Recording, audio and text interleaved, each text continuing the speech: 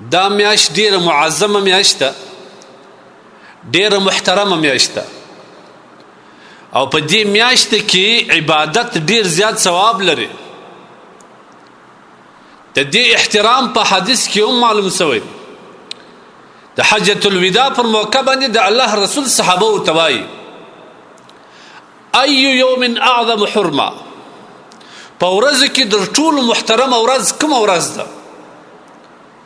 صحابه ورته وایي یا رسول الله یومنا هذا، همدغه ورځ چې کوم ده دا د ټولو محترمه ورځ ده. بیا د الله رسول وایي کومه میاشت د ټولو محترمه او معظمه میاشت ده؟ صحابه په جواب کې ورته وایي یا رسول الله شهرنا هذا. د الله رسول صلی الله علیه وسلم د احترام د زیاتوالي په خاطر وایي چې د یو مسلمان عزت و مال دولت یو پر بل داسې حرام دي لکه د دې میاشتې حرمت او د دې ورځې حرمت. نو دا په اسلام کې ډیره مبارکه معظمه میاشت ده. الله هسې بندگانو ته د عبادت لپاره یو چانس ورکړی، د خپلو بندگانو د مغفرت خواهش لري الله، خو چې بنده لږ خدای ته متوجه سي. موږ خو نن دنیا و د دنیا لالچ و دا د دنیا عرضي ښایست دومره په مخ اخیستي چې هم خدای را سیر کړي او هم قرآن را سیر کړي، هم د الله احکامات را سیر کړه، هم خپل اصل هدف او مقصد زموږ سیر کړه. دې میاشت کې تاسو وګورئ د اسلام عظیم عبادتونه په دې میاشت کې الله پاک جل جلاله مقرر کړی ده. یو عبادت حج دی، دا څومره عظیم عبادت دی، څومره سنگین عبادت دی، د الله د شعائر څخه یو شعار دی. دومره مسلمانان را جمع کېدل چې تور سپین سور رقم رنګ شکلونه د مختلفو علاقو سره د مختلفو مملکتو سره په مختلفو زبانونو کې په مختلفو رواجونو کې په مختلفو جامو کې، لیکن په دا ورځ ټول سره جمع سي او ګرد په یو جامه باندې په یو شکل باندې لږ سر الله ته ولاړ وي. دا سره ټک ته دا توند لمر ته الله تبارک وتعالى ته زاري کوي او خاص کی ژاړي. دا الله بندگانو ته دا ښکاره کوي چې زما دومره قدرت دی چې د دنیا کونج څخه خلق را جمع کول پر یو مقام باندې په یو رقم جامه کې په لږ سر باندې، دا ماته اسانه ده الله وایي.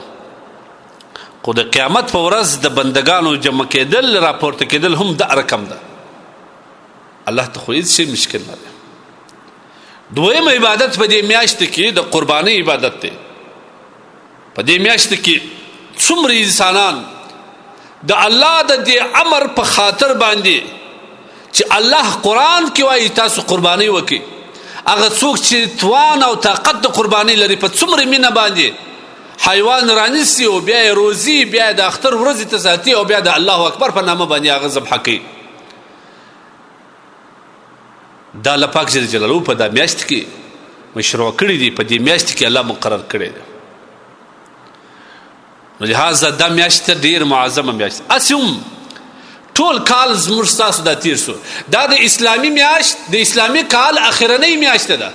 په دې کې یو پیغام موږ ته بل هم شته چې 11 کاله دغه 11 میاشتې دي په غفلت تیر کړې.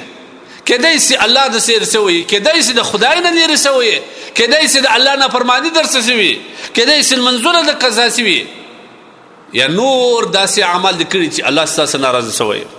خو اوس دا اخره میاشت ده، د ټول کال ناغه راګرځولی سي، الله ته زاري وکړه، الله ته عجز وکړه، د الله دپاره روژه ونیسه، خدای تبارک وتعالی ته عجز و زاري وکړه، د الله نه مغفرت وغواړه. یمکن چې ته د ټول کال ناغه په دې وخت کې راولې. که د 11 میاشت تیر شوې، د یوه میاشتې به هم ډېر اسان در باندې تیر شي، ولا که په پوله سي.